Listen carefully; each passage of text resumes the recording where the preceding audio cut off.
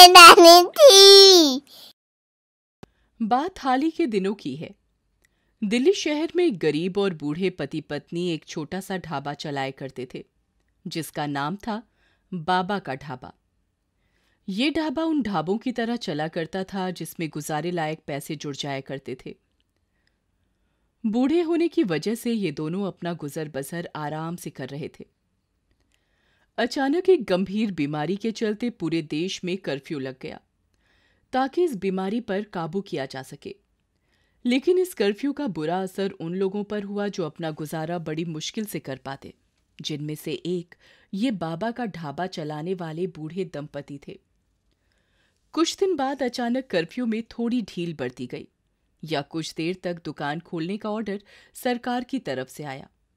बाबा का ढाबा भी खुल गया, लेकिन ये ढाबा पहले की तरह अपना गुजर बसर भी नहीं कर पा रहा था। एक दिन एक यूट्यूबर गौरव वासन वहां पहुंचा और उसने एक क्लिप बना दी जहां पर बाबा की बनाई सब्जियां दिखाई और उस यूट्यूबर ने कहा कि जो भी इस वीडियो को देख रहा है वो उस ढाबे पर जरूर आए और इनका बनाया खाना खाए, जो एक तरह की मदद होगी इन बूढ़े दंपति के लिए।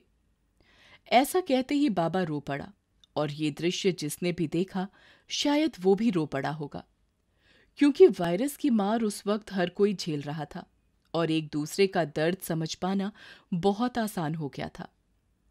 देखते ही देखते वो क्लिप काफी ज्यादा पॉपुलर हो गया। वो क्लिप इतना टची था कि बड़े बड़े फिल्मी सितारों ने भी उस क्लिप को शेयर कर दिया। फिर क्या था, जो ढाबा मुश्किल से चल पा रहा था वो अब दौड़ने लग गया। कुछ फिल्मी सितारों ने भी वहां आकर खाना खाया, जिसके चलते बहुत लोग मीडिया के भी इकट्ठे हो गए और बाबा का ढाबा एक छोटे नुक्कड़ से निकलकर अखबारों, न्यूज चैनल्स और सोशल मीडिया में ट्रेंड करने लगा। बाबा की तरक्की देखते हुए कुछ लोगों ने आकर बाबा के कान भरने शुरू कर दिए। उन्होंने बताया कि उस यूट्यूबर ने तुम्हारा पैसा खा लिया। ये बात सुनकर बाबा ने कहा कि चलो कोई बात नहीं, जो हुआ सो हुआ, हमको क्या लेना देना इन सब से, अपना काम चल रहा है, कोई बात नहीं।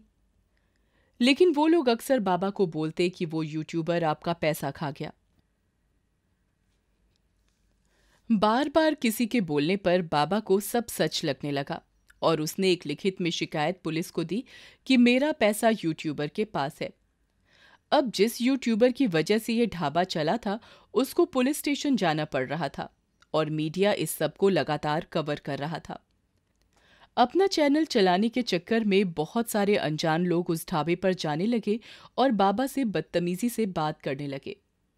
उम्र ज्यादा होने पर बाबा कभी कभी चिढ़ने लग गया और जो भी लोग उसको परेशान करते तो उसके जवाब में उनसे बदतमीजी करनी शुरू कर दी। वो स्मार्ट लोग उस क्लिप को उठाकर सोशल मीडिया पर रोटेट करते और देखते ही देखते बाबा का ढाबा अच्छी और बुरी दोनों तरह की सुर्खियां बटोरने लग गया। कुछ नए लोग बाबा के साथ जुड़े जो पहले कहीं भी नजर नहीं आते थे, लेकिन बाबा की पॉपुलैरिटी के चलते अब वो बाबा के साथ खड़े थे। उन्होंने बाबा से कहकर नया ढाबा खोला जो कि पुराने ढाबे से कई गुना बड़ा था। लेकिन शोहरत के भूखे नए लोग वहां भी जाकर कुछ न कुछ कंट्रोवर्सी का इंतजार करते और कई बार बिना मतलब की लड़ाई खुद बना लेते ताकि वो अपने यूट्यूब चैनल पर इसको डालकर व्यूज ले सके। लेकिन कोई भी ये नहीं सोच रहा था कि वो आदमी अपनी उम्र के आखिरी पड़ाव में है। उसकी मानसिक क्षमता को समझना तो दूर, लोगों ने उसको तंग करना शुरू कर दिया। कुछ दिन बाद बाबा के पैसे खत्म हो गए और नया ढाबा चल नहीं पाया क्योंकि वहां कस्टमर से ज्यादा क्लिप्स लेने वालों का रश लगा रहता था। बाबा अपने पुराने ढाबे पर वापस आ गए और ये सब एक नई खबर बन गई। देखिए, बाबा का नया ढाबा पिट गया, लोगों से पैसे खाना पड़ा महंगा, बाबा के बर्तन बिक गए, बाबा को फ्री का पैसा नहीं बचा, और भी ना जाने क्या क्या। कोई भी बाबा को उसके हाल पर छोड़ना नहीं चाहता था क्योंकि जिसके पास न्यूज नहीं होती वो बाबा के पास चला जाता और न्यूज का इंतजार करता या खुद क्रिएट कर लेता। ये सब अब बर्दाश्त करना मुश्किल हो गया था। हर रोज किसी न किसी को जवाब देते देते वो बूढ़ा आदमी अब थक गया था। कुछ दिन बाद वही पहला यूट्यूबर गौरव वसन उसी जगह पर बाबा से मिलने गया जहां पर उसने बाबा की पहली क्लिप बनाई थी।